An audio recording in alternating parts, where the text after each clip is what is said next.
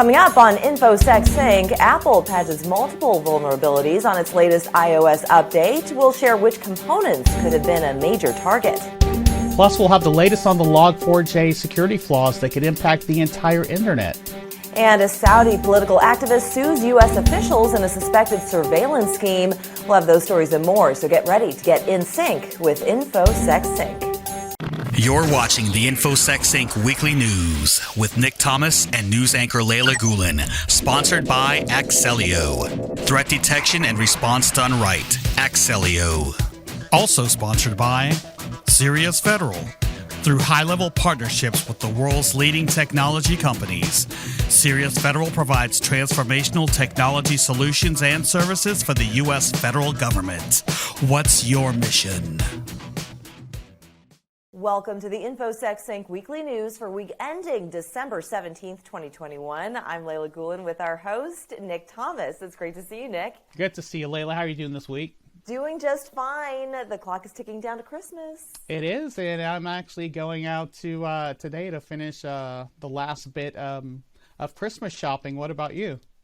Doing the same exact thing. You know, nothing's like procrastinating during the holidays. I just hope they have something left on the shelves.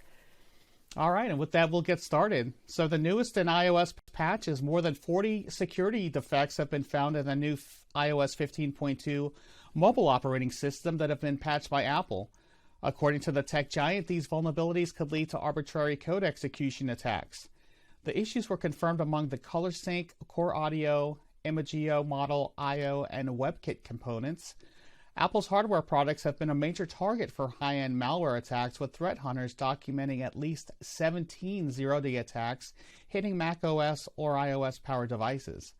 The iOS refresh also adds a communication safety setting that gives parents the ability to enable warnings for children when they receive or send photos that contain nudity.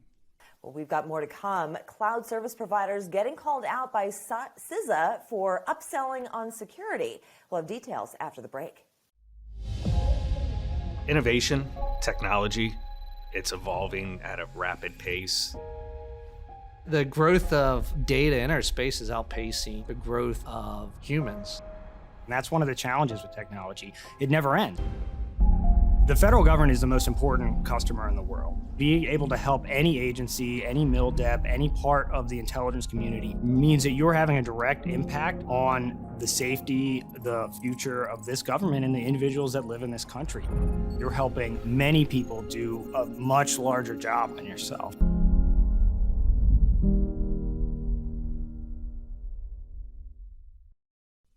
Google has patched 5 vulnerabilities found in their Chrome 96 update.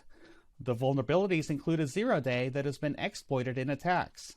The most severe can be exploited to execute arbitrary code in the context of the browser. The security defect that has already been exploited in high-severity attacks. The most critical is described as insufficient data validation in Mojo. The latest Chrome iteration is now rolling out to Windows, Mac, and Linux users. There have been 18 documented zero-day vulnerabilities affecting Google's Chrome and Android platforms this year alone, Leyla. Well, a federal advisory is speaking out against cloud service providers who market baseline security features as add-ons. The argument is not a new one. In fact, the aftermath of the SolarWinds event highlighted challenges tracing the attacker's steps associated with logging capabilities being tied to higher cost licenses at Microsoft. Well, members of CISA say no one should have to pay extra for special licenses that offer added security, and that do so is immoral. Well, CISA member Alex Stamos also said, quote, "It is not just Microsoft, it's a huge number of cloud companies." And he continues, quote, "Apple, to their credit, does not do this, but a huge amount of cloud companies charge you more money so that you have to be on an enterprise license to have MFA or SSO. They need to be called out and shamed. Honda won't sell you a car without airbags unless you pay extra. The airbags need to be in the baseline," end quote. Well, Stamos is one of 23 members on CISA's new federal advisory committee. Stamos started his firm with former CISA director Christopher Krebs and consulted with SolarWinds after hackers infiltrated the company and subsequently compromised several federal agencies last year. Nick? Well, in more CISA news, CISA has called on critical infrastructure owners and operators to improve their security stance against malicious cyber attacks. The agency is urging executives and senior leaders to take steps to ensure that their organizations are prepared to respond to incidents through implementation of cybersecurity best practices. Organizations are advised to eliminate gaps in IT and OT security personnel coverage and to prepare for rapid response through heightened awareness and well-implemented incident response procedures. CISA is also encouraging organizations to implement their cyber incident response plan as soon as an attack is detected and to immediately report the assault. Leyla? Well, the Information Technology Agency that serves Virginia's legislature has been hit by ransomware, and the timing couldn't be worse as lawmakers and staff are preparing for a legislative session to start in January. Well, the attack marks the latest in a ransomware scourge that has exploded over the past year, with attacks against governments, critical infrastructure, and major corporations. Cybersecurity researchers who track ransomware say there's no previous record of a state legislature suffering an attack. A top agency official says hackers using extremely sophisticated malware had accessed the system. Officials say the agency is operational and critical communications functions are unaffected. There were so far no indications that the attack had affected any executive branch agencies. Nick. Well, it's time for a break. When we return, why a massive security flaw in Log4j is impacting the entire internet.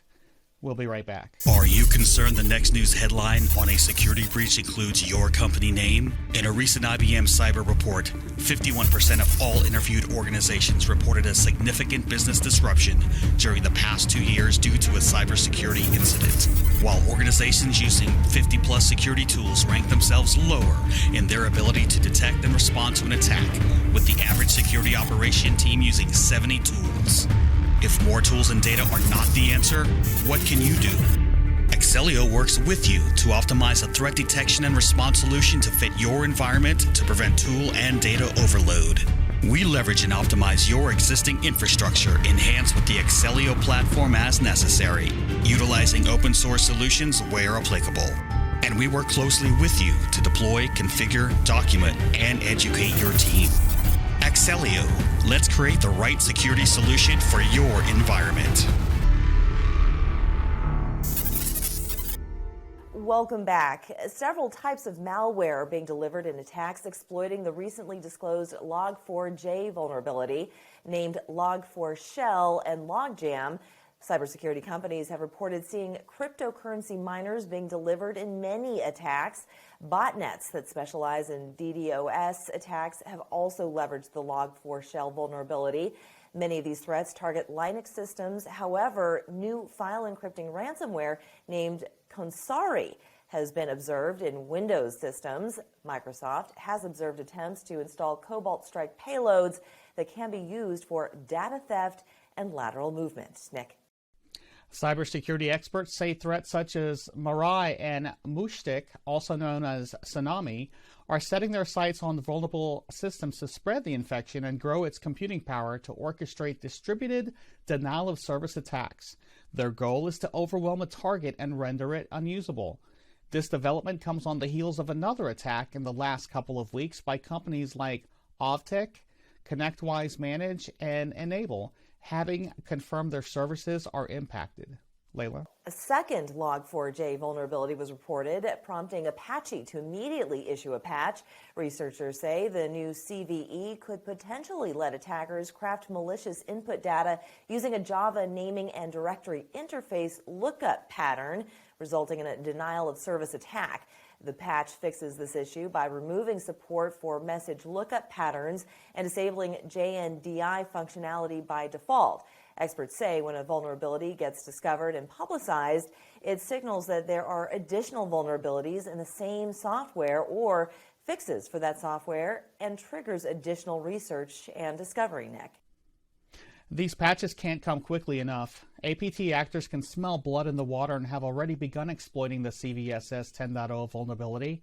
Attackers linked to China, Iran, and North Korea and Turkey have jumped on the opportunity and are poised to launch high-end malware implants.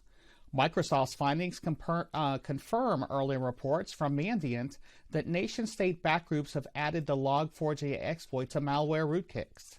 Microsoft also confirmed that multiple cybercrime groups that act as access brokers have started abusing the bug on both Windows and Linux systems to gain initial access to target networks. Leyla? Nick, there are a lot of stories out on this. How does this security flaw, as a lot of headlines put it, affect the entire internet?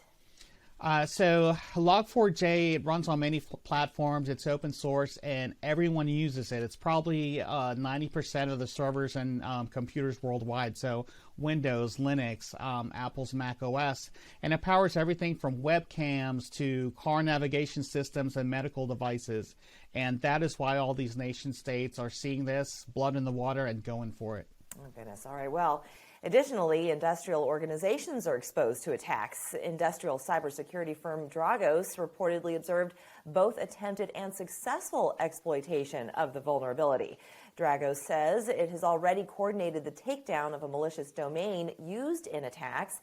The company noted that while the lightweight directory access protocol has been the primary attack vector, it has observed attack attempts leveraging DNS and remote method invocation. Products confirmed to be affected include eCarOC, Energy IP, and Solid Edge, among others. Schneider Electric has also released an advisory, but it's still working on determining which of its products are affected. More than 1.5 million WordPress sites have been targeted by an active large-scale attack campaign. WordPress security company WordFence says it detected and blocked nearly 14 million attacks aimed at the plugins and themes in a period of 36 hours. The goal of the campaigns is to take over the websites by getting privileged access and carry out malicious actions. The intrusion spiked after December 8th following a recent patch that alerted attackers to target various arbitrary options, update vulnerabilities. Well, WordPress site owners are recommended to apply the latest fixes to mitigate the threat. And Nick, how is this impacting individual WordPress users? So if you're just a regular WordPress user and have nothing to do with the server, you would probably not see this, or if a server was interrupted with this malware, their site can be duplicated or taken down, or it'll look different. They can take advantage of things on the site to lure you to another website and ask for, I don't know, your credentials, passwords for other sites and things like that. Oh, goodness. And speaking of malware, the BLACKCAT malware, well, details have emerged about the first Rust language-based ransomware strain. The ransomware has already amassed some victims from different countries since its launch last month.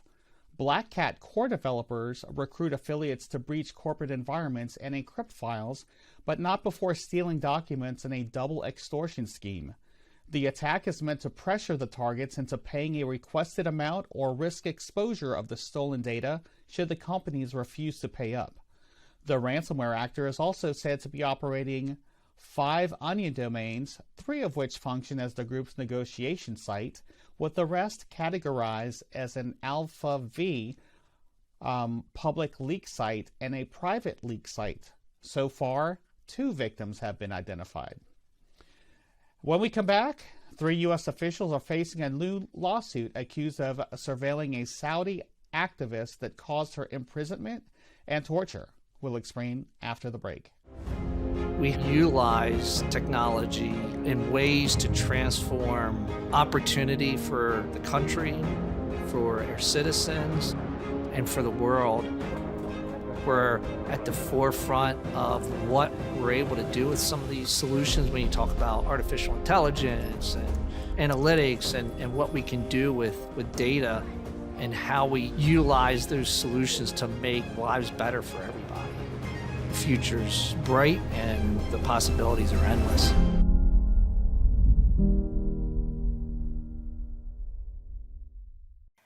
Welcome back. A prominent Saudi political activist is suing 3 former U.S. intelligence and military officials over alleged cell phone hacking. The nonprofit Electronic Frontier Foundation filed the suit, claiming the officials helped hack the activist's cell phone so a foreign government could spy on her. The activist was pushing to end a ban on women driving in her country before she says she was imprisoned and tortured. The cybersecurity company Dark Matter is also named in the suit. The three defendants are part of a trend of U.S. officials with backgrounds in spying and hacking going to work for foreign governments with questionable human rights records. Congress has called for greater oversight in these matters. Nick.